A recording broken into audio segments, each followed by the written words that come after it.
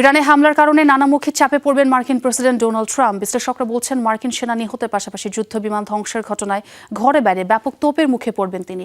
ইসরায়েলের লড়াইয়ে যুক্তরাষ্ট্রকে জড়ানোর কারণেও প্রতিবাদের মুখোমুখি হতে পারেন মার্কিন প্রেসিডেন্ট। সেভয় একদম আম সরবে, ইফতারে হোক ঠান্ডা ঠান্ডা আম।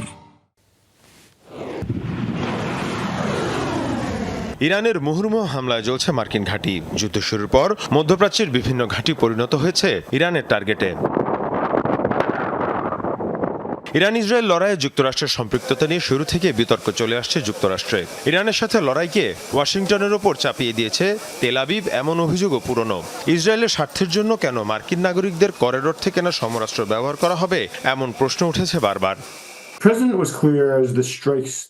12 দিনের যুদ্ধের সাথে এই যুদ্ধের অনেক পার্থক্য রয়েছে, কারণ এই যুদ্ধ শুরু করেছিল ইসরায়েল আর এটা যুক্তরাষ্ট্র। এই লড়াইয়ে মার্কিন বাহিনী জড়িয়ে পড়া নিয়েও অনেক বিতর্ক রয়েছে। ইরানের পরমাণু কর্মসূচি বন্ধ করা এককভাবে ইসরায়েলের পক্ষে সম্ভব না, তাই যুক্তরাষ্ট্রকে জড়ানো হয়েছে এর সাথে। শুধু অবকাঠামোগত ক্ষতি নয়, এরই মধ্যে ইরানের অভিযানে 3 মার্কিন সেনার মৃত্যু হয়েছে, ধ্বংস হয়েছে বেশ কিছু মার্কিন ফাইটার জেট। ফলে স্বভাবতই ব্যাপক চাপের মুখে পড়বেন ট্রাম্প, এমনটাই মনে করছেন বিশ্লেষকরা।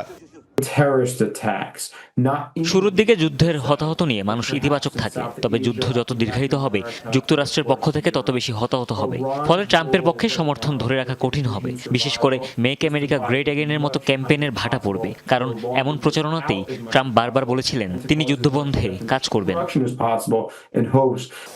শুধু রাজনৈতিকভাবে নয়, অর্থনৈতিকভাবেও চাপের মুখে পড়বে ট্রাম্প প্রশাসন, এমনটাও বলছেন বিশ্লেষকরা।